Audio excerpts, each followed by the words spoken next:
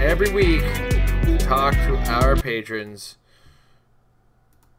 You're joined by myself, Jason, and my lovely, beautiful wife that makes this show married with Clix, Amber Collins. We're giving a little bit of time for the patrons to come in. So we got a little bit of time to vamp, and this is always a good time to update that you wake up. I'm not. My eyes are watering from being in the kitchen. Sorry. Our Amber's eyes are a little bit messed up. We're cooking jerk chicken today, but that involves the use of Scotch bonnets. This is for our lunches for the week. Scotch bonnets are like very high on the Scoville scale, which means they have a lot of a chemical called capsium. Those of you familiar or unfamiliar, that is when you bite into something that is spicy, that burning sensation comes from capsium. Or capsaicin. I don't know the actual pronunciation. Either way, it is actually the main ingredient in mace. So we're also trying to open the windows in the apartment to try to get a little bit of air. Maybe try to open the bigger window over there so you don't look like you've just been maced and knocked out and roofied at the same time. Anyway, what's that? So that's quite the combination. It would be a nightmare evening to say the least. And it would be like the next extreme for frat boys, I'm sure. As we wait for the patrons to come in, this is always a good time to kind of update a little bit of the behind-the-scenes news, let people know what's going on in the channel and whatnot. I know last week on the Metal Lab I had mentioned that we did our best with the 7-day-a-week content, and that lasted for about 2 weeks. Yeah. And then you got a job. Yeah. You got a job. So Amber works now. Which is huge relief on my life, to say the least. Life is a little easier on our side. It is. That also means that we cannot feasibly put out that something much content every single day. No. Between Just the editing, time in editing is not there anymore. Also, because Amber works, her schedule is super early, so she has to go to bed early, which means I don't get much time with her in the evening. As a result, we have to kind of meter our live content, which is why after Worlds, Into the Mind of Madness is done. I'm going to talk with you guys as we go about my journey to Worlds. There's been the last couple of weeks has been some mix up with my non-Metal Lab live content, and I apologize for that. Thursday that I had to cancel Everyman for Everyone, I was in no condition to do that show. I also didn't get home until like midnight. 11:30? Maybe later. I don't know. I fell into bed. You fell onto me into bed. I was not in a good place. And then, the next week I completely forgot for Into the Mind of Madness that day was Halloween and we have children. Therefore, we are busy on Halloween. Very busy. And I would be in no condition to think up feasible ideas for that. So, anyway, so that's my excuses for live content. And hopefully this week we got a couple things already filmed. Amber can get a little bit of editing done this week. We have one game this week. We're going to have to film some more games, so we'll probably film those something Tuesday. You can also watch our scheduling because we have to squeeze as much time as we can into our lives. Things are getting tight, as it were. It's really hard to get things working for us. Anyway, so we'll do our best to get you guys the content that we can. But games and the Metal Lab are definite fixtures of the channel. We will make sure those get to you guys as best we can. Next game is kind of exciting. I swear a lot. And I don't swear a lot, but I definitely get a little bit. I get frustrated. Jason's very emotional in the next game. The hard thing is I get like frustrated, but nobody sees me going, "Oh, of course you got it." Yeah, because of the camera angles that we use for games, all you're getting are the voices, so you're not seeing the body language or the facial expressions that come with those voices. So it may come off as something completely different than what it actually was. So we'll see how that goes. Yeah. Also, as a heads up from Patron Hangouts from here on in, Amber's only going to be here for the first hour because she's got to get to bed. She's got early shifts in the morning. She has to be up at like 5 in the morning, so I'm not keeping her past 10. 10? Is it 10 you need to be out or 10:30? I usually leave at, I can push it to 10:30, but 10 has been... Okay, so maybe half an hour to an hour, depending on Amber's mood. Depending on how tiring my day was beforehand. And how much macing Amber is going to be taking. room today. It's not feeling good. It's but it's gonna be so It's worth gonna it. taste so good, but right now, like, I'm ready to. I've wash been my face and absent. throw up. Like, we have one jerk chicken restaurant nearby, and I don't get jerk chicken as frequently as I used to, so I need my fix, and I'm kind of obsessed with the food. So I've kind of got it in the slow cooker right now. But like I said, that's killing her. So ladies and gentlemen, if you ever want to take Amber out completely, mace her, apparently. She's done. Like, this is just a subtle Please macing. don't. Don't mace my wife, please. Ever. It's my job. Amber, what else is up? We went to WKO on the weekend. I thoroughly embarrassed myself. I think we both embarrassed ourselves. And still walked out with most of the prizing. Yeah. I think the only thing from the prizing we don't have now is the rogue and the she I remember with the whip. I can never remember that one's name. You were thinking that I should do what you think I should be doing, right? Yes. Which one is the one with the whip? I like how I asked that and neither of us remember the name. Good old Imperial Guard. The last time they showed up was Wolverine and the X-Men. Yeah, as part of the team base, right? Yeah. Was that character on the team base? I don't know. I don't know what was on the team. What kind of base. X-Men fan are you, Amber? Back this way. Fake X-Men fan. I never played that team base. Played against it. Yeah, we've only played against it the one time. Hussar? Hussar! Okay. Hussar's the only one we're missing. Okay. Hussar! There we go. Good thing we kept the HC Realms open. So yeah, Hussar and Rogue are the only things from the prize kit we're not missing. Although, Exospecs, they only send out 16 of them with the prize kit, and we had more than 20 people show up for the tournament. As a result, only the top 8 were guaranteed Exospecs, and they kind of random drew out the rest. We did get also a Proxima Midnight Spear from that random drawing as well, because Fellowship was a portion of it, and myself and Amber in our losing streaks, we got voted Fellowship. I guess that's what happens when you suck. Yeah. Although I really enjoyed playing against you. Thank you for letting me win. I also had a hilarious game in the 5th round against Sharif. Sharif, those of you familiar or unfamiliar, he has a little bit of notoriety. He is the one guy that my dice work against. If I can play 5 rounds against Sharif, I will never miss. Okay, well, I'll miss, but I will need like an 11 to miss. So, because he had a Spider Queen on his team. He was 2-2, he was 2-2, and I was 1-3 going into the 5th round. I stuck around. I wanted to play it out. There was also the pairings were really kind of screwy because we're doing 5 rounds.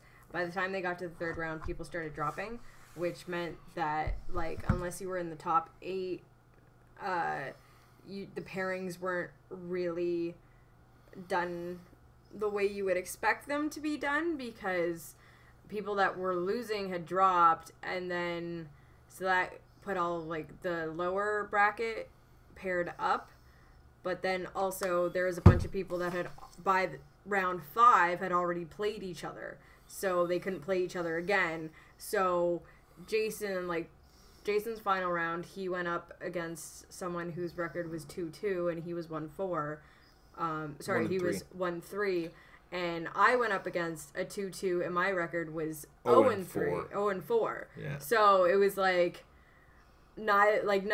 really, Jason and I should have been playing each other in that final round, but the 2 other players had already played each other in the tournament. So it was like, yeah, okay. Though, I never laughed so much. The thing about a Spider Queen is when you don't have a great team, there's one way you can play against it, and you scream, Leroy! And I Leroy Jenkins, I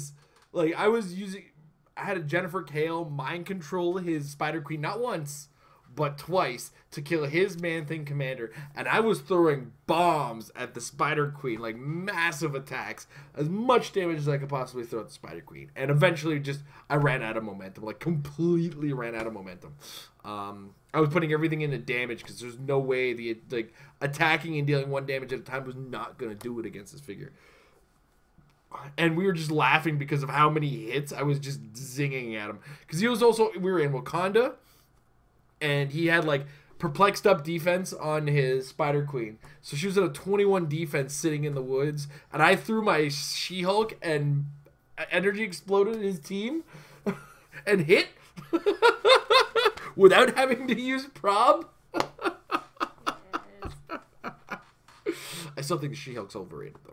Only because of the limitation on her range. Her 6 range is only when you're using energy explosion, which was my nightmare.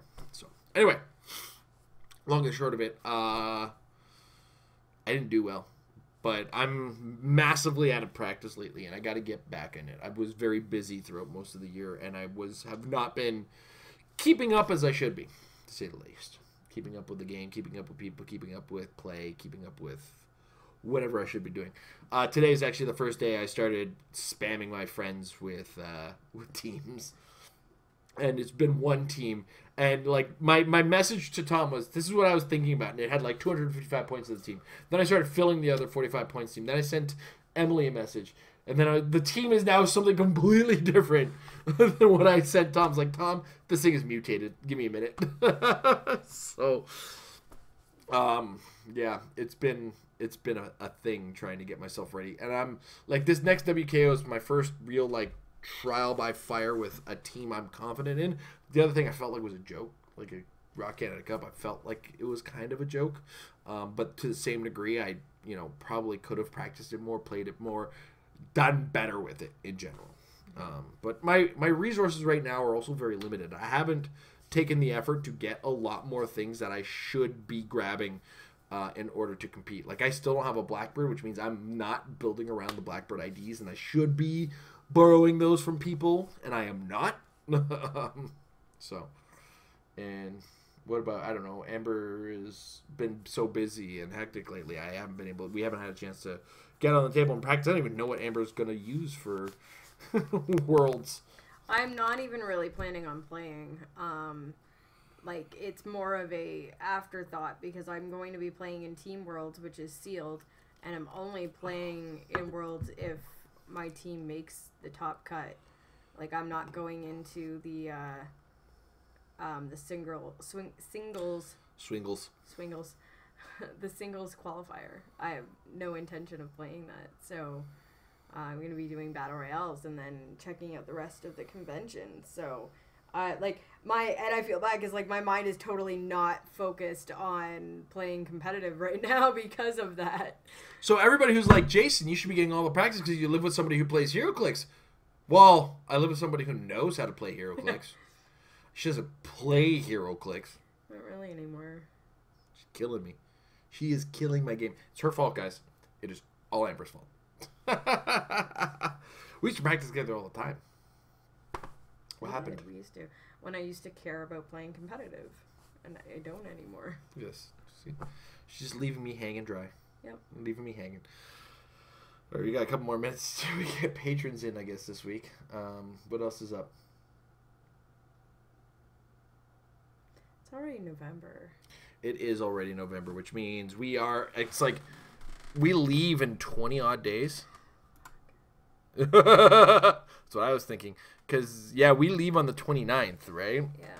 That reminds me, have you booked the 29th off? Or We've already had this discussion. I don't know. No, I haven't. Okay, well, you should get on that. Well, it's too early to. Beginning of the month is too early to book time off of your company? Yes. That's silly. Okay. Yell at me on camera, why don't you, about it? Oh my God. I'm just checking to make sure you're ready to go. Okay? I know. Some of us in this world are organized, and the rest of the people in this world are your family. I just try to be organized, and Amber's like, I can't do it right now, or I can't plan this right now. And then it's the day of the thing is supposed to happen. It's like, oh yeah, we're supposed to do that, right? Like Patron Hangouts.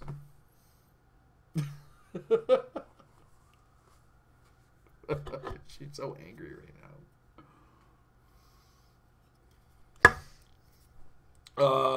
So how you been liking Secret World Battle World? Secret World Battle World. I actually really like the set. I wish the rare slot was more impressive because you get a lot of lot of rares that don't really do much for you. So when you go into a sealed and you have two dead rares, and like that's your packs, and it's like, all right, well, then you get people pulling like Chase Iron Fist and Chase Black Panther and Sheriff Strange. I mean, granted, like, yeah. I'm so glad that I got this Elektra and this Chase Stein. That was awesome. I do find it funny that Jay of the Metal Lab won the WKO pulling the Black Panther. In sealed, that thing is such a bomb.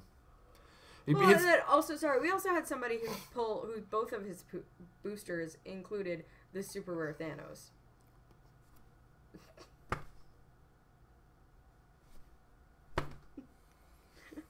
This is where sealed falls apart, unfortunately, just the way that it's currently run. Which is why I'm looking forward to Team Sealed, because this won't be a problem when you're pulling from 6 boosters to make 3 teams instead of pulling from 2 boosters to make 1 team. And now we have a patron, yay! Yay! And he's taking over the screen because of the way we change things. All right, Mr. Fedor, we can stop our babbling. He's made it. He saved us. We've had nothing the whole time. Rescue us from our vamping, as it were. Oh God, he's got a list. Don't worry, I brought my questions. So just as a heads up, Mike, Amber's got another cup. Like, she's gonna be ducking out around 10. So if there's any questions that specifically you want her answer for, make sure you have those kind of take the lead. I mean, just because Amber works early now, so we have to kind of get her out of here for 10. Okay. Alrighty then. So on a scale of 1 to Jason Rage, how upset are you about the Iron Fist and Luke Cage being canceled?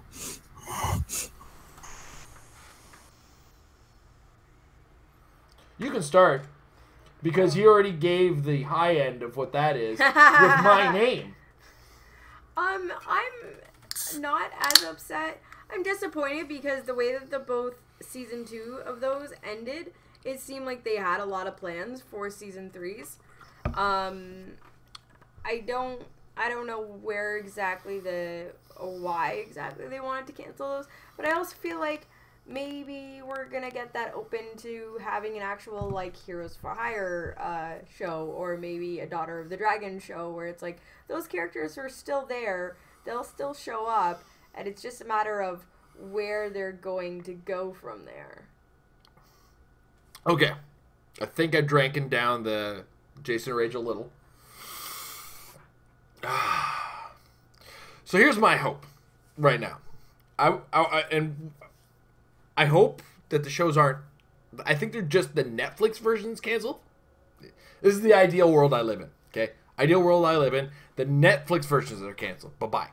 Netflix, you don't have it. Except in the future. You see, DC Unlimited is a recent thing. And in the States, that's how you get things like Teen Titans. You also have access to other Warner Brothers movies. It's a Warner Brothers thing, but it's specifically to DC. Disney is planning their own streaming service.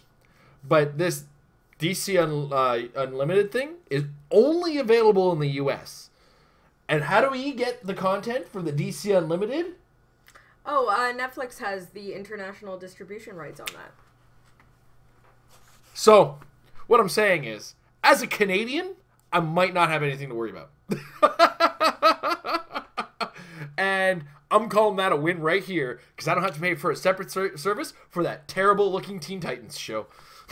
Because there's people who are paying for that. Yeah, sorry, not only are they paying for it, they're paying extra on top of their Netflix. Whoa. I actually have yet to watch it, so I should reserve my judgments. But like, just not heard good things. Visually, it looks like puke to me. So I have calmed the inner Hulk, though there's a few walls that may need more framed pictures. I got lots of things to frame right now, so I'm kind of excited about that. Lots of places to cover up holes in my wall. But yes, I was very upset to find out that they were canceled, especially with the way that, like, Iron Fist Season 2 was so, like, it was like a completely different show from Iron Fist Season 1. Like I liked Iron Fist season 1 as an Iron Fist fan, but as a fan of good TV, I knew that was so bad. Like, it was terrible. But I also recognized that season 2 was such a vastly different beast. It was so good in bare comparison that it was like a completely different crew came on and made this show. And then it ended on such a good note, such a high note for me as an Iron Fist comic book fan, that they're going with a different direction with something that is in the same comic book direction, but it was a really cool way of adapting it to the show. And I thought that was really cool. And Luke Cage feels like it's ending in a way that I don't want it to end, because like we need more, because the way you ended it is not how Luke Cage ends. He's still going, guys. Come on, he's not anyway. I don't want to spoil it. On the plus side, Daredevil season 3 was also a masterpiece. With all those little comic drops at the end of it too. That they're just kind of sprinkling all the, hey, we read the comic book too in Daredevil. And season 3 was a masterpiece as well. I mean, Daredevil's been good season 1, 2, and 3, and even though there's lulls in 1 and 2, and like 3 was just a really good season all across. It was really good to see one of my favorite villains, not named Dr. Doom, in that show, and represented really, really wickedly. God, he was such a awesome character. I don't want to give away too many spoilers, even though there's lots of hypotheticals about the character and everything like that. So, whatnot. What else? Jessica Jones hasn't been canceled yet, so that's also been really good. Season 2 was a little bit of a flop for me. I didn't like her mother as the villain. But yeah. I'm gonna spoil the crap out of that one because I didn't like it. The problem is season 1 was so good with Purple Man that it was like, what do you do after that? Yeah, because Purple Man is like, they took the lamest villain in, like, even in the comic they took the lamest villain and made him awesome, while at the same time making Luke Cage more interesting. Even though I loved Luke Cage going into Jessica Jones, right, as a comic book, and then in the show they really adapted that in season 1 as well. But then they also murdered the Purple Man. It's like, well, okay. You kind of have nowhere to go on this one now. What do you do? And the direction they went was definitely on that. I don't want to say the words that are going to come out of my mouth because I'm going to be accused of so many bad things. So I'm just not going to say it. But it turned into the Lifetime version of Jessica Jones, if that were a thing. Like, if Lifetime made a superhero show, that's how I feel it would end up. Right? No, I'm still going to get crucified for it. Doesn't matter. Anyway. Season 1 was good. Season 2 was okay. Not on the level of season 1. And I've enjoyed Punisher so far. So, oh god, I totally fucking forgot about Punisher. That's got a season 2 coming up soon. That does. Alright. We babbled on. You have 5 minutes left, so yeah. Let's get the next question in for Mr. Fedor. Alright. In the Hero Clix realm and Married with Clix reverse, since this 2 months have been the months of time for giving thanks, what are you most thankful for? In regards to HeroClix? Yes. Or the Married with Clix first. Actually getting out to tournaments. Mm-hmm. I am thankful for any time I am able to get out and play in a tournament, because it's very much fun, and a lot of, especially the bigger tournaments, it's where I get to see a lot of our friends that we don't get to see on a regular basis. I am thankful for our relationship with WizKids. It is a fantastic relationship, and they've been treating us very well this year, to be brutally honest. So I want to thank them for all the hard work that they put into our relationship and all the hard work that they do in getting this game out. Very, very thankful for the guys that we work with and the guys that we love and the guys that we make product or make our content for based on their beautiful product.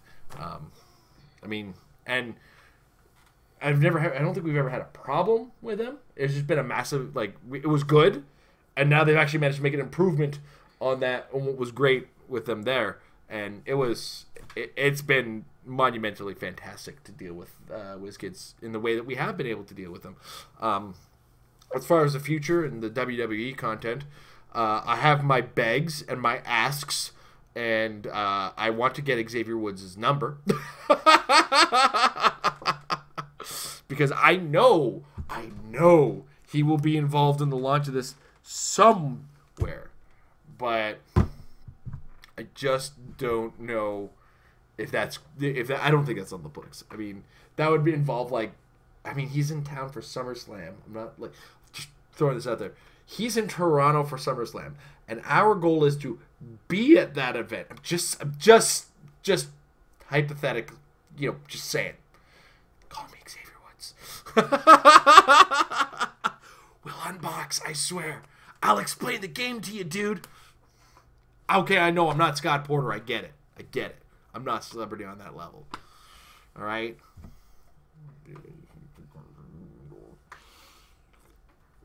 I mumbled something to my can that there's no way the mic picked up. Grumble. All right. We still got 3 minutes of Amber, Mike. We're answering questions quick today. We got to take it easy.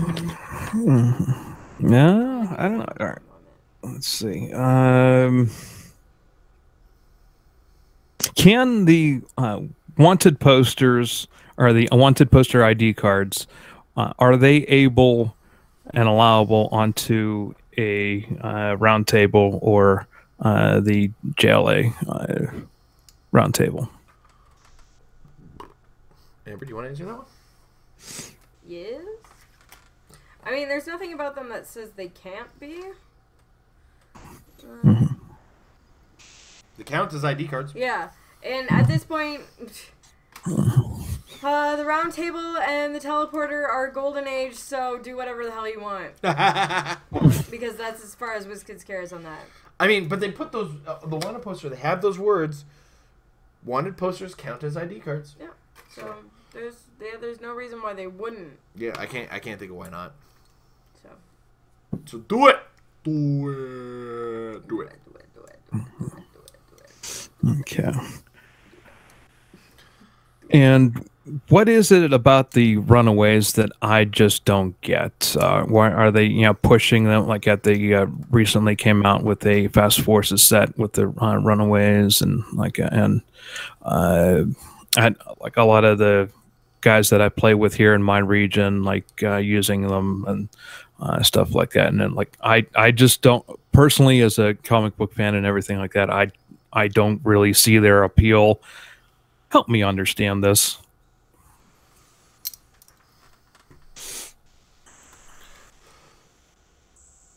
You got anything, Amber?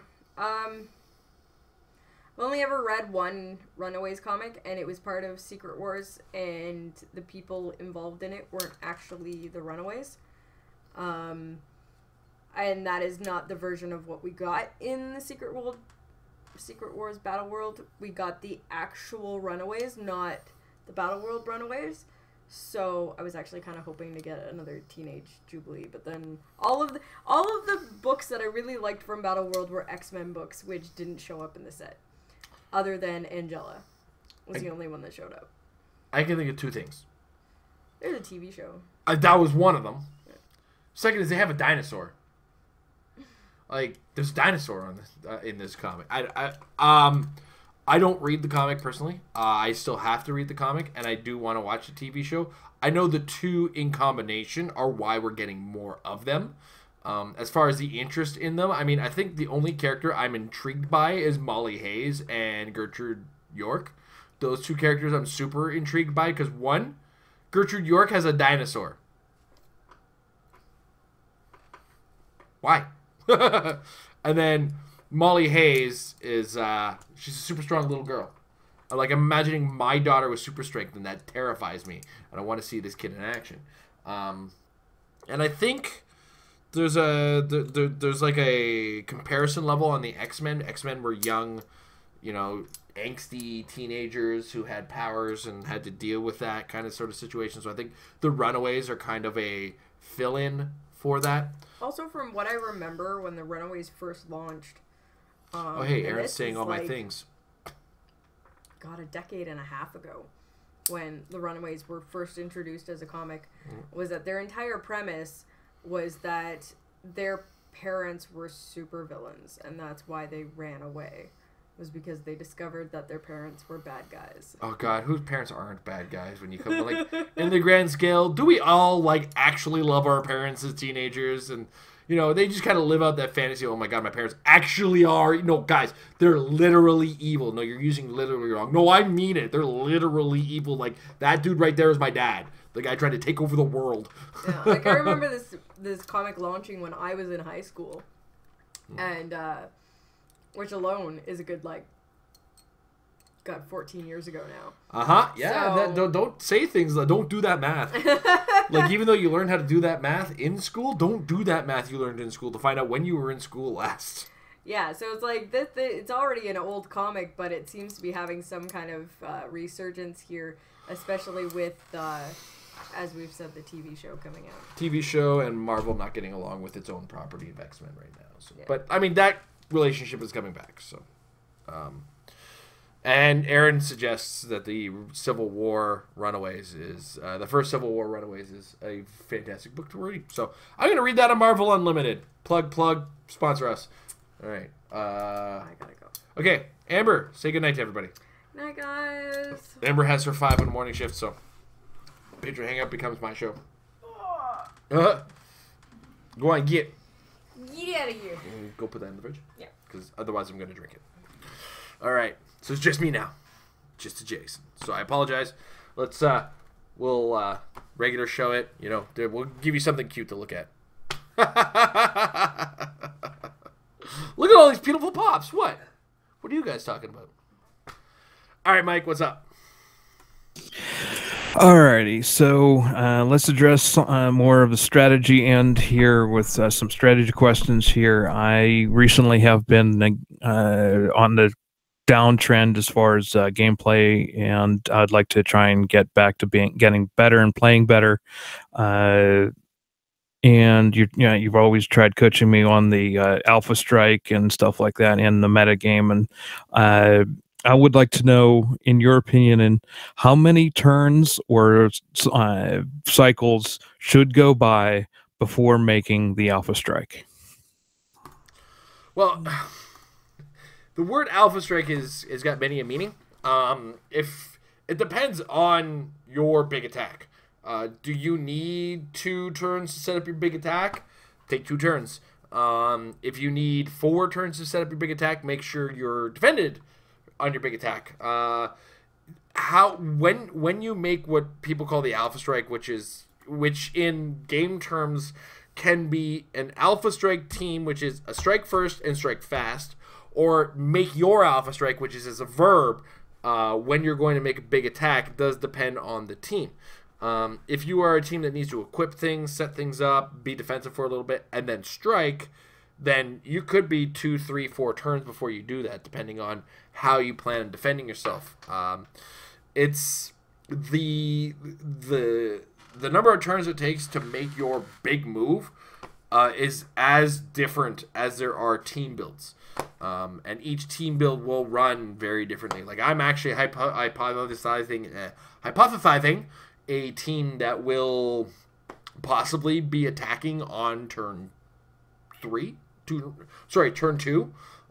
with certain effects, or it could be turn 1 depending on who I'm playing against and how bold they are with their actions. So any number of factors will adjust when you make your attacks, if that makes any matter of sense to you. What else? Yeah, I think that's the best way to describe it. Like, I think what you're saying is when you make the Alpha Strike will depend on the team. If you're playing, if you look at it, if you have an overdrive on your team, it should be turn 1 or 2, depending on when you went. Like, if you went second, it'll probably be turn. If you went second, it might be turn 1, depending on what you have set up. If you didn't go first, it could be turn 2, depending on how your opponent set up after you've taken your first turn. So all of these factor into how that decision plays out. Yeah, that's the best way I can describe that. Okay. Yeah, because I often thought that, like the Alpha Strike was like getting them before they get you type of thing. Is that maybe I was rushing things too much, and in at least a couple weeks I haven't been successful in the roles, and then my Alpha Strike goes limp, and then and I think that's where I'm pretty much losing a lot of these battles. So so it's not like get them before they get you type of attack.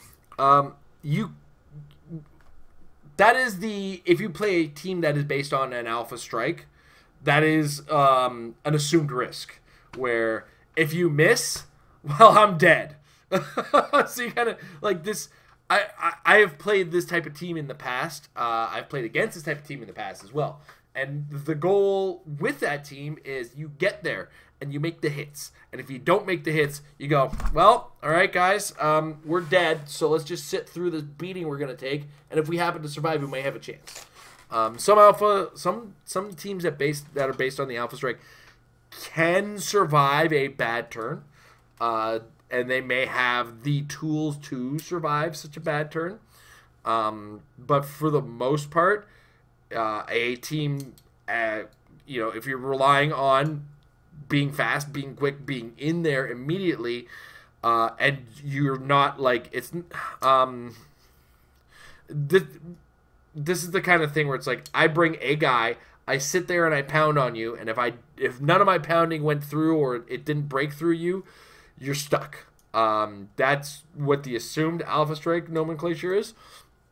Another version of the Alpha Strike would be the Yo-Yo. It's an Alpha Strike with a prettier face and a safer demeanor, where you'll say use a combination of telekinesis and hypersonic. You'll make an attack at a distance, and you'll find your way almost all the way back to where you started. That's like the safest version of the Alpha Strike, but you have to find a way to do like a ton of damage for that to be your fully functional, worthwhile version of that. Older days, like when we were using Jakeem Thunder with hypersonic and super strength with ultra heavy objects, just were things that existed and just had to assume it could happen. So it comes in different forms, but the namesake Alpha Strike is generally reserved for I go in there, I put all my figures in front of you, I pound on you. Are you dead yet? No. Don't kill me back.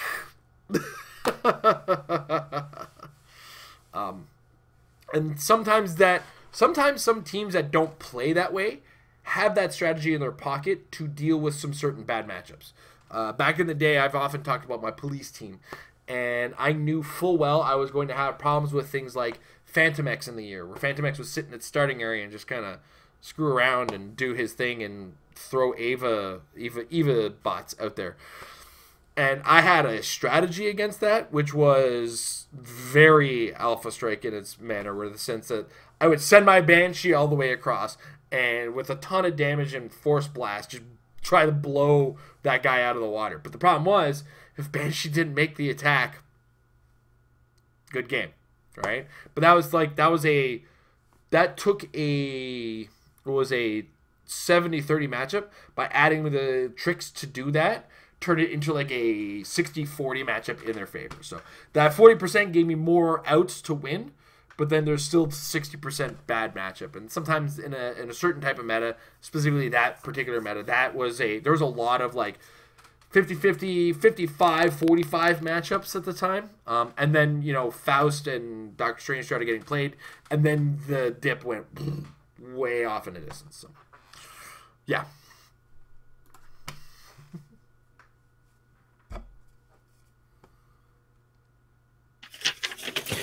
Alrighty, so let's switch it up a bit. And this past week, I had it was like it's not the Pokemon or the life point type of thing I suggested. I enjoy playing the life point rounds and instead of Swiss, and so I was bringing all the Avengers and stuff like that. So I wanted to make a Avengers team, and I either had to go or wanted to go with Wasp or the Wasp title character or the Captain America title character.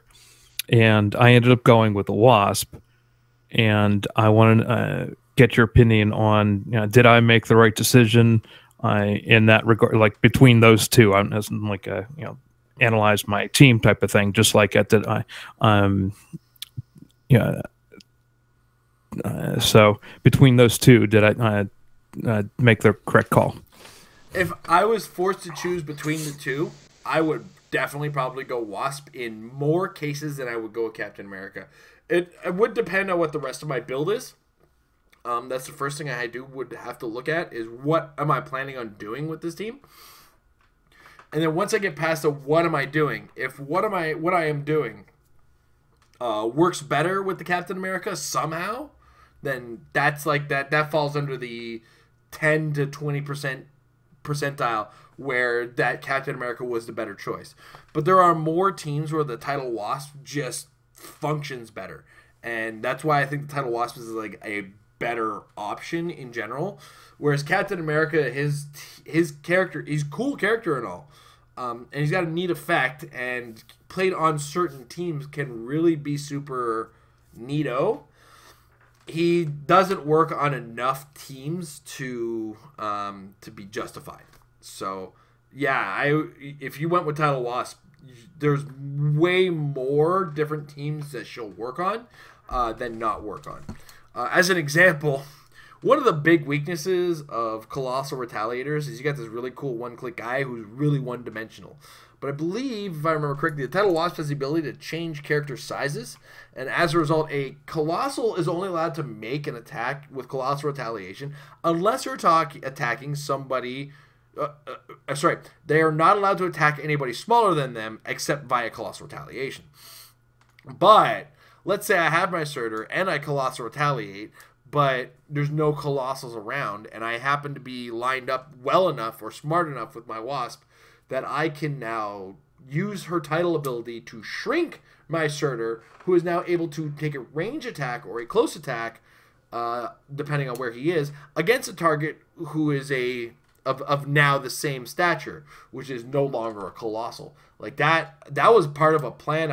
I know Jay and a few guys on the show, while I was absent with very busy schedule at work, was able to hypothesize with the guys, and that's one of many possibilities with the Wasp. And there's so many possibilities with changing size. Shrinking people to carry them is another possibility. The possibilities are very endless once you start to consider what the effects of size change in the grand scale of things.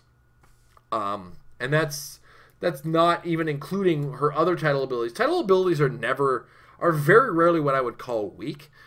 Sometimes they're situational and need to be forced into action. And by forced into action, I mean, there's not a lot of obvious uses of them. That's why I say the Wasp is a slightly better choice than the Captain America, because Captain America is a very specific defensive build, whereas Wasp, I mean, her title abilities, there's the +1 where you can get the extra minus to the defense. There's always like I said, there's always that -3 to change the size of a character, and her other +1, which is choose an opposing character that was attacked that task Wasp or damage a friendly character. Oh look, her other +1 is Colossal Retaliation. It doesn't matter what dial she's on. So I mean, you're +1ing her, which is getting her closer to her -10, which is remove all action tokens from all of your friendly characters with the Avengers keyword and heal them 2 clicks. And so the +1 not only does something really good, but it also gets you closer to one of these really cool effects. I don't see anything wrong with that character in particular. But then when we get, like we said, we got into the Captain America as part of this as well, where his +1 is when they use. Now, this is an active use of Force Blast, not the passive use, which allows knockback. So when you actively use Force Blast, Incapacitate, or Smoke Cloud during a costed action, then you remove an action token from them, which long run could be really cool. Like you do a thing with a character. I believe free is considered. No, I'm not going to say anything. Anyway, you could do a smoke cloud, take the action token, and then after the action is resolved, you remove it because taking the action token for an action is an immediate reaction. So you immediately put the action token on a character at resolution, but then other resolution effects happen after the immediately portion. So like my smoke cloud is essentially free, even though it counts as an action. Is -2, which is barrier is free for 8 blocking terrains. Like, look at the damage you do with 4. Look at the damage you do with 1 barrier token. Imagine getting 8. Like, I used Iron Man's barrier yesterday at the WKO to some varying effect. Like, it didn't win me a game, unfortunately. It got me real close to a win. I had a 200 to 300 point game at one point. And it was because of that barrier. And then it's -4, where you rip a turn from everybody is vicious. Have you ever lost a turn from a Felix Faust and just realized, I'm glad I got to come out and play? Like, the only thing you're allowed to do is incapacitate as far as attacks are concerned with this -4. Like, you rip an active turn, and I did that in a battle royale once. And you just do that in a battle royale and watch the face on the other 3 players just go, come on, man. Why you gotta be that guy? I was that guy. So, but again, specifically, the Wasp, much better choice as far as the number of options in which you can use her on a team. Otherwise, title characters, all of them have stupid amazing stats. All right, next question. Yeah, so I'm really enjoying this whole mechanic to the game and everything like that, and I've collected a number of them. Those being 2 of them. I also have I think the Joker, Harley Quinn, and I think there's the other one, Doctor Strange. I think that's the ones I have in my collection. I know there are other ones floating around somewhere. I think there's a Thor. And I also have a Professor X title character. I was lucky enough to pull him. So could you rank the top 3 title characters? Not maybe in the way, I guess. Okay, let me divide it up into A and B. Rank the top 3 title characters and of all time, and then the top 3 of your favorites. Okay, fair enough. Top 3 of all time. Well, Harley Quinn is probably one of the most successful ones so far, for sure. So definitely ranks in the top 3. Do you want this in order? I can't give it an order. Just the top 3. Okay, cool. The top 3 is all right. Good. Deadpool is definitely in the top 3 because he's got a really good effect that people wanted out of Felix Faust as well. Was it Felix Faust? No, it was shoot. It was a different effect. Oh, it's the Nighthawk Prime. The Nighthawk Prime effect. You could get him off for a turn with that, which is worth it. It's super great. So that's so Harley Quinn and Deadpool definitely stand out as some of the greater ones. And of course, it goes without saying, Tom's success with the Gotham City team has to put the Batgirl in the limelight. And it's not obvious at first, but it is. She's one of those ones. Sometimes a character is just good and you don't see it. And then you play it and you see it in action. It's like, oh. And then it all starts to make sense to you. And she's one of those where it's like, at first glance, you're like, what? And then you get beaten by Tom Kerr, and it's like, oh. So I think those are the top 3. My personal favorites are actually different than the top 3, which I'm glad you actually asked the both, so I got to do that. My personal favorites are Thor Odin's son, as one of them, because his combination with the common Captain America is probably the cheapest, coolest Alpha Strike I've ever created. Where I hypersonic attack with the Thor, and there's 4 damage from the Thor. Now I do my -2 ability, bring Captain America next to him, because this is the common Captain America from Mighty Thor. It has the Asgardian keyword. And then charge Flurry with that Captain America.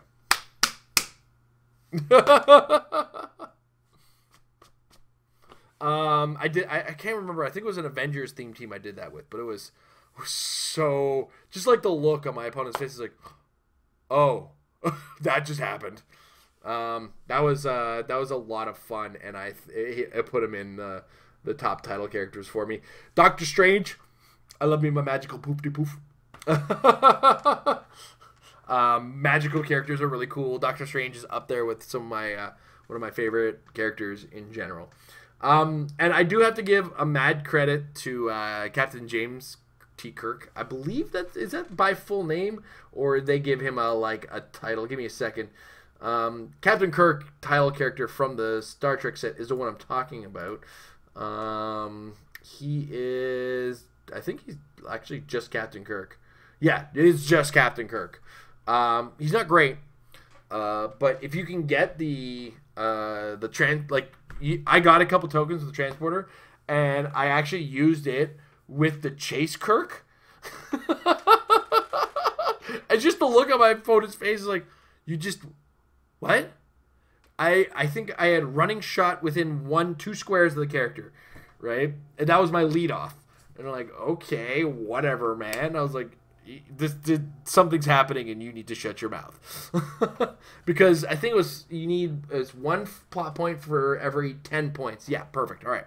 So I'd actually ended up just like taking the damage with my Kirk and healing it with bones in the starting area. Got him up to 5 tokens. Running shot within 2 squares of a dude with him. Took the free action, -5. Dropped the Chase Kirk from my sideline in front of him. And I was like, oh, by the way, I'm going to take a free action with some close combat expert. And then I'm going to make a close combat expert attack. Good night. This was like a ridiculously 500-point game. But because of that game, Kirk is just, he's one of them. So yeah, those are my top 3, what I think are the top 3 best, and my top 3 favorites.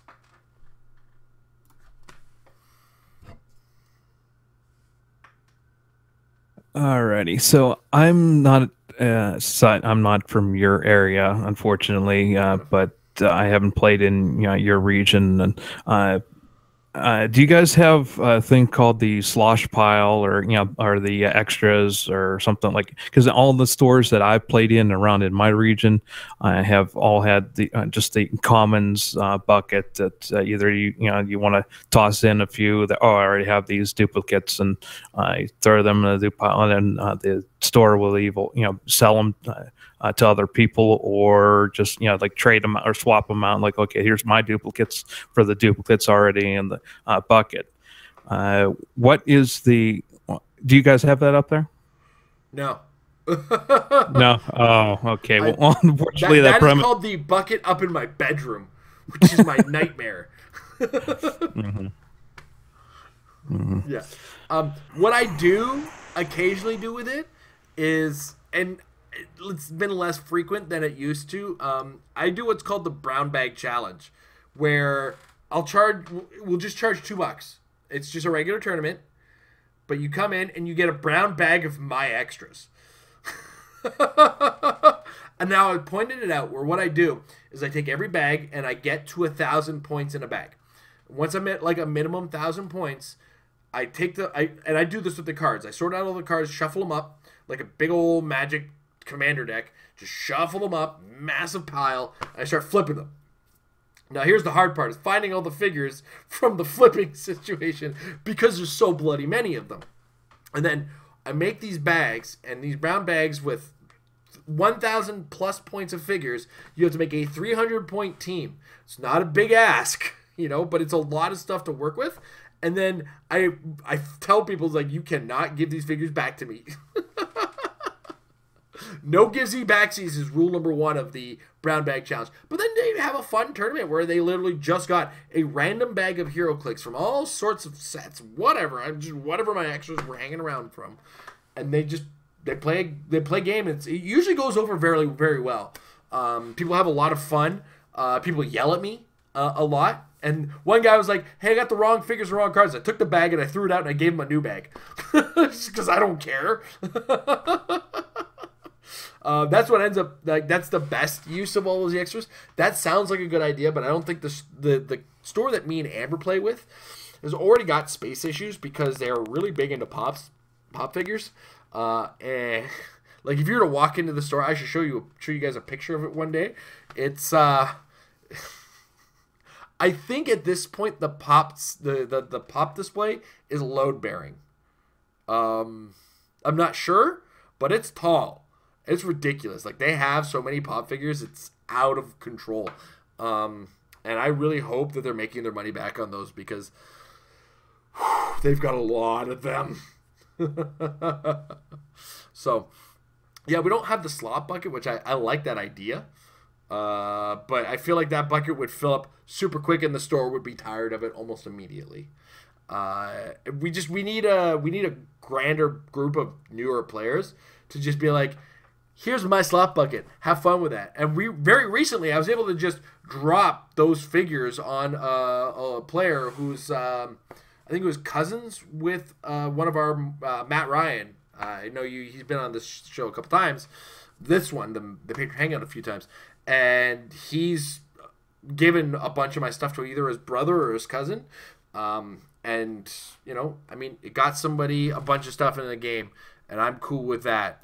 Nothing wrong with that. Especially that kind of stuff is great for kitchen table players. So if they plan on leaving the house, just make sure when you're playing with that guy, it's like, that guy has nothing but your extra commons and uncommons. Maybe don't bring your A-class world championship team with you. But yeah, that's kind of what we do with extra things here. Gosh, this game is so full of waste. Yeah, like I that kind of ruins the premise of the question. Now, like I was going to tell you a quick story about how I found the Doctor Doom was it ultra rare or something like that, the one where he's got standing on the surfboard and he's got the lightning thing like that. It was in this slosh pile like that, and I think I bought it for like cheap or common. I guess somebody didn't want to play anymore like that, and he sold his pieces back to the store, put it all into the commons bucket and uncommons bucket like that, and so I like one of my awesome rare finds like that. And so I was going to ask like if you ever found something like that in the commons uncommons bucket. That's kind of almost the how I started into Clix in the first place like that they the stores around here in southwestern Pennsylvania like that all have a bin of extras and commons and things like that, and I wanted to start collecting the like my favorite characters, and then I played from there. So, alrighty, moving on. I'm really intrigued with this whole Thanos sets and with the current thing, and then how I've been trying to get my Thanos 2x2 one from the previous set working. Is tent polling still a thing? And can I all right, here. This is. I'm sorry. This. I don't want to go like too verbose with this question, but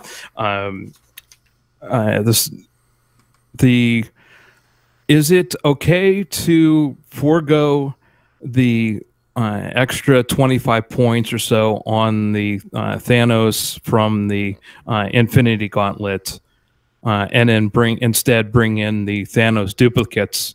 As would something like that work for a fun team, or is that the extra purchasing for those points for a 25? Would that be like that's the kind of stupid idea, Mike? You should really want those extra 25 points for that.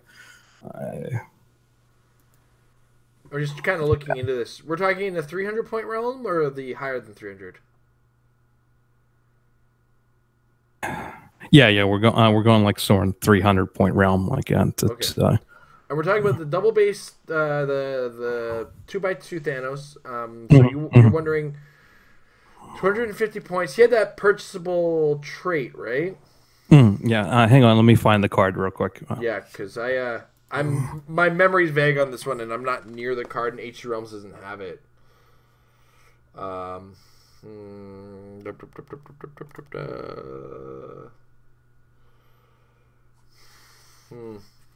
was looking at this 250 point Thanos. I wish he did more damage.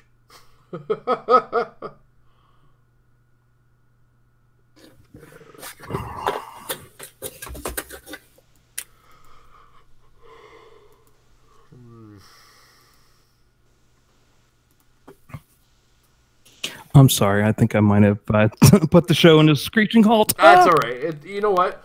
I'm kind of looking at the Thanos right now, the 250-point Thanos. He's not the ideal tentpole. And the reason for it is his damage is 3. And, like, he does deal Psychic Blast, and he's got Sidestep. He's got a reasonably high range, and he's a giant, so his line of fire is easy to draw. And you do have, like, if you put a duplicate on with him, you will get a duplicate with +1 stats, but he's only got 4 clicks. So, long story short, in competitive play right now, the Goblin King is a viable strategy. People have been doing very well with it. In fact, I think it recently won a WKO this past weekend. And really the strategy on that is use a Goblin King, call out a Cyclops. Cyclops does a murdering, and then Goblin King does a running. And it's not that you know what? You don't have your headphones on. I heard most of that.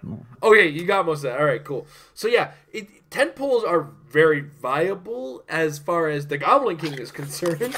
But the Thanos, I'm looking at stats wise, is not really singing to me. But what does the trait do again? Remind me. Okay, you pay 25 points whenever an opposing character attacks. After resolutions, deal that character 1 penetrating damage for each 2 roll in that attack roll. For example, 2 penetrating damage for rolling 2 and 2, like it, for dealing a 4. Like it. Gotcha. So if they rolled like a 4 with 2 2s, they would take 2 damage. And if they rolled a 7 and it was a 5 and a 2, they would take 1 damage. Mm-hmm. Right? Okay. So, and that's 25 points? Mm-hmm. I'm 50-50 on that, to be really honest. Okay. And if you're talking about in a fun environment, him and a Thanos duplicate, yeah, you're going to have a ton of fun.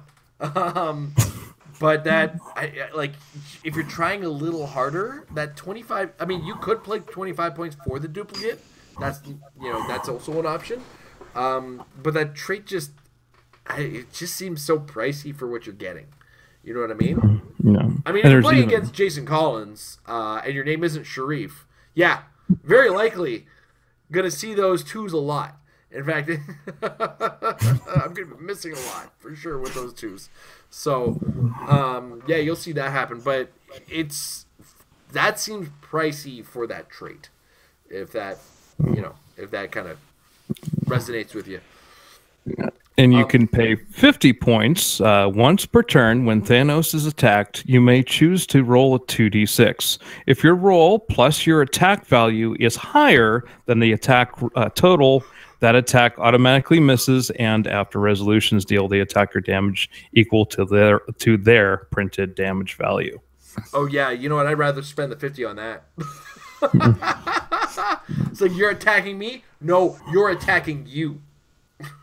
I think that one's a more likely outcome than the other one. That's for sure. Is that one purchasable at 250? Or like sometimes these traits have like a point limitation. His point value is either at 325, 250, 150, and 100. Sorry, I was asking if the trait has a restriction on the point value, because sometimes it'll say like 350 points in the description of the trait to just say like only this version is usable with this. No. There's cool. According to the score, it just says you can go 50 points, then Then yeah, that's why he would be a 300-point figure with a 250-point version, is that power, because they're gonna line up a big attack every turn, right? That's their goal. Is to be like, I'm going to attack Thanos with everything I got because Thanos is everything you got, right? And then, that once per turn big attack will be, all right, let's roll off on that. And then they're going to deal their own damage to them. They literally just punch themselves in the face trying to hit you. And again, I wouldn't suggest taking this like to Worlds, but if you said in a fun environment, yeah, I'd have a ton of fun with this. I'm not gonna lie. it would definitely mean I'm making attacks with like 27 attack before I. Cause it's like beat this attack roll with my 14 attack. Ha ha ha. So that's that. Yeah. So I would go with that 50-point trait. Just in a funnish environment with a making yourself a bit of a target because you got one big dude, but that is what it is. Alrighty, I think we've blown through most of the questions here, and what do you think about, because I guess we got the new shifting focused Captain America. I haven't yet to shift focus with him yet because he doesn't have a soldier keyword. Darn it! But he and I thought, okay, well, I did have fun with the Superman and Batman shifting focus. That was cool. I think Marvel's doing it too. But yeah, we already got 2 shifting focus Marvels, but they went with Punisher and Elektra. Now we did get the Doctor Strange as well. Oh, that's right. Yeah, like that. It was interesting, to introduce those first in the Marvel universe with that mechanic. And I don't understand why they didn't go with a Iron Man shifting focus with all the different model suits and things like that. Should we well, of course you can't answer for them, but would you ever say would we see eventually a shifting focus Iron Man shifting focuses to different style suits and things like that? You could almost make an entire HeroClix 5-figure booster set based on the available shifting focus options for something like an Iron Man. And I don't think anybody's willing to undertake that nonsense. And I think that's why we haven't done that. Because they will have... Imagine you were a kid in a candy store and you had 150 pieces of candy to choose from. And somebody turned to you and said, you can pick 3. You, as a child, would melt. You would just, you'd cease to exist. Because that very idea is nonsense. I can only pick 3 out of all of this, and I think I feel like if I was a HeroClix designer, I would definitely be like, we are not shifting focusing Iron Man, because all you're doing, because you have to, as a game designer, recognize when you're going to see complaints, and at very minimum, if you pick the 3 perfect armors that nobody's going to complain about, there are 147, I'm just hypothesizing the idea of the existence of 150 Iron Man armors. There's probably more. And, assume one of them wasn't the Hulkbuster. And, for each version of the Hulkbuster, you have at minimum one person complaining, why didn't you use Hulkbuster Mark II? Why not Mark III? Why not Mark IV? What the hell, guys? Right? So that's one complaint for each of those. And that's at a bare minimum. Now imagine that's 100 people per armor complaining about it. That is the epitome of you can't make everybody happy all the time. And that's one of the hardest issues as a game designer. It's you want to make as many people happy as possible and limit the amount of complaining. If you are crazy enough to make a shifting focus Iron Man and expect nobody to complain about your 3 choices in armors, you're drunk. The other thing too is we've had so many different Iron Man at so many different point values.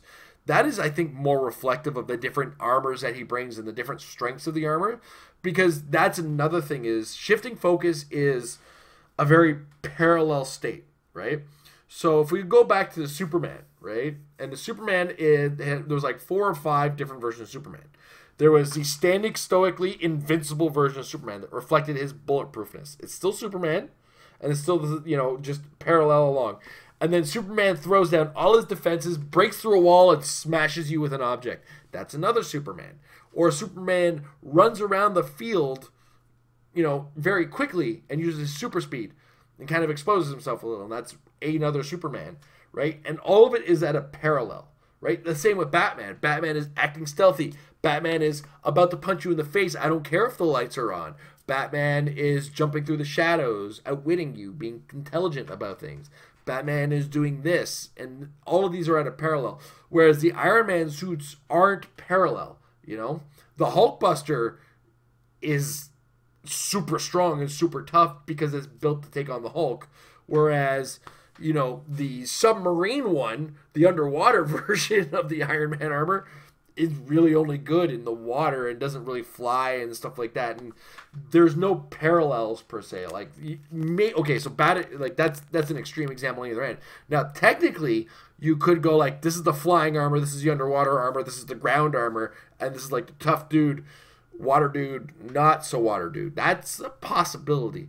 But because there's no, it's really hard to parallel out the effects of the different armors and like come up with a consistent point value to make them all make sense.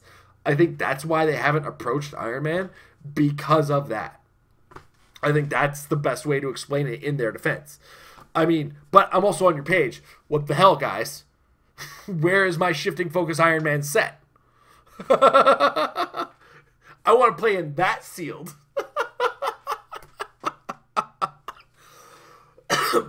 Every my Iron Man is 50 points. Cool. So which 6 Iron Man are you going to start with, and which 4 are you going to put on your sideline in order to try to counter their 6 Iron Man armors? The only sealed set where you literally do play with everything. So, when it comes to game design, step 1 is to kind of force yourself into limitations, and putting Iron Man as a shifting focus is the opposite of imposing any limitations. And there's just way too many options in order for it to be a good idea for a game designer to work on. That's the best way I can put it. I mean, they very well could be sitting on one and they're just like, ha ha ha, you idiots, you're all going to be happy with what we have. And we're not. They're kidding themselves. But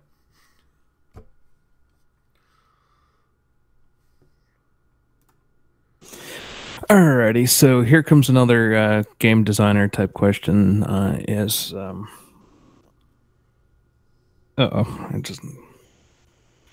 don't hit the heck. I just lost it. Oh well, I guess I'll have to save that for next month. So alrighty. Thank you. Well, all right. Here goes another Thanksgiving type question. Okay. Like it's you guys were last month. Ours is coming up this month. So, do you like cranberry sauce with your meal, Thanksgiving meal? Cranberries as a berry are an abomination in society. I hate cranberries, and the amount of sugar that you have to add to a cranberry in order to make it edible is disgusting. And cranberry sauce is an example of that abomination. I'm not a fan of cranberries. I hate them myself. I will not eat cranberry sauce. I will not yell at somebody for enjoying something, though, at the same time. It's the pineapple on pizza thing. You can have pineapple on pizza. You can't have pineapple on my pizza. So if you want to eat cranberry sauce, that's cool. Don't make any for me, please. Or take doubles. Don't take mine. Or go ahead and take mine. Just, I am not a fan of cranberries. Unless I am sick and having a problem peeing. I think the only time I've voluntarily drank cranberry juice was when I had a kidney stone. That was it. That was the last time I drank cranberry juice. And it was because a manager in the kitchen or in the restaurant was like, "You gotta drink cranberry juice to get that thing out." He's like, "I don't want it out of me if I gotta drink cranberry juice. I'll deal with the pain." So I drank a little bit of cranberry juice. I also drank a lot of water, and then I realized the bottled water we had a lot of sodium in it. Great, cool. Thanks, guys. Salt is not good for a kidney stone. I did not have that was like the worst pain I've ever had. That I didn't visibly break a bone on. I've broken a finger, broken an arm, cracked an ankle. Those all hurt. But kidney stone hurt, and it's like on my inside. So why does it hurt the inside? So it was almost as bad as the bruised rib I got one time. Yeah. So I'm not a fan of cranberry sauce. Oh boy. All right, I knew the question would come back to me eventually, and I think I do have to ask this, and just so because it involves the recent Battle World set. If I ask it next month, then it'll probably get too old of a question. So I noticed that there are a lot of police department team abilities in this set, Battle World.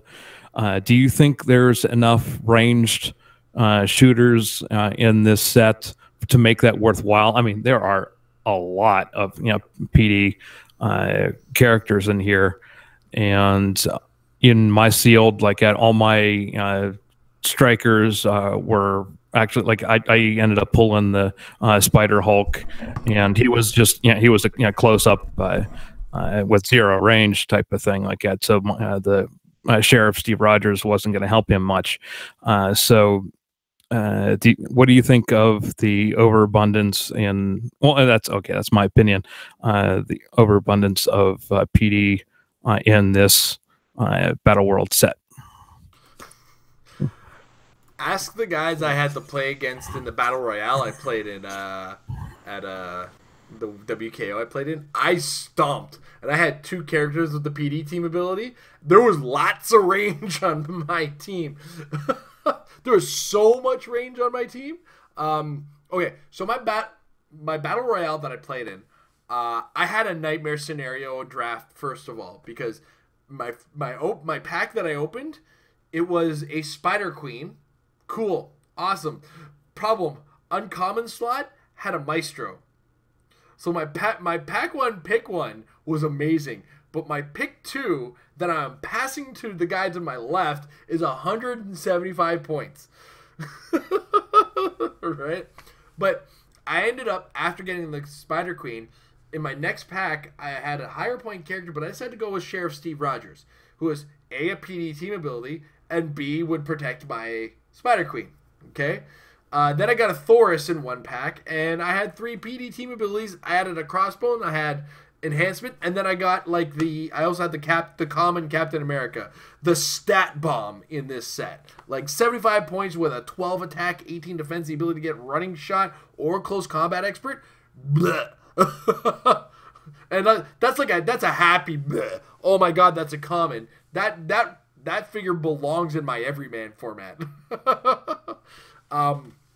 But long and short of it is, I was very able to use my PD team ability, especially once my Spider Queen became colossal. So I think there's enough PD team ability and enough range to definitely justify. I mean, it makes sense when you consider the fact that the Thor Corps in Battle World, the story, was effectively Doom's police force. I'm a little sad that the man whose name I just mentioned wasn't in the set, but I'll get over it eventually. Twitch. But the fact that the PD team ability is in the set, and this is a set with a lot of range. Like, there's actually more characters with range than there is characters without range in the set, for sure. And there's just so many of them that are good. The PD team ability, though, like, at first glance is great, but you have to figure out how to make it function. Because the character that you're getting the minus, like that, using the PD team ability, does still have to be able to see the character that's being shot. Now, range doesn't matter, but line of sight does. And that's a big factor in everything. So, I don't think it's a bad thing. I think it's a really cool thing. And I think it adds to the strategic element of it, because the positioning matters in a set that has a fair bit of energy explosion as well. So, if I'm going to be positioning adjacent, a lot of PD team building guys are very soft. And it's up for consideration in that matter, I think. So, I don't have a problem. I've never had a problem with the PD team ability. I don't have a problem with more being added. And I do enjoy the fact that there's quite a few characters that can get enhancement and have, like, I think one of my favorite things in the world is PD team ability with enhancement. That's just doubling my value. So, yeah, it's everything about it is just right, if you ask me.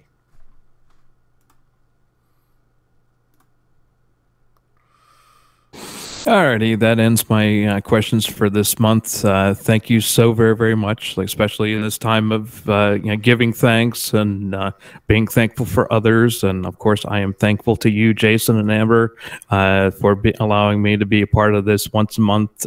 Hopefully, I'm getting a little bit better at this, like, and I'm getting a little bit braver at these types of things. So.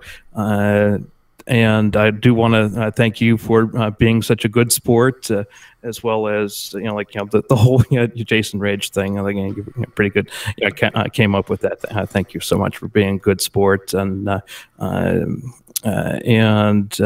was like, say thank you, Married with Clix, to allow me to be on here. Hopefully, with all the other patrons and stuff like that. I'm very proud to be. Help you out with this whole endeavor. And thank you. Hey, no problem. Thank you very much for all your support from the beginning, as it were, of the Patron program. So thank you for opening your wallets as we open our hearts to you guys.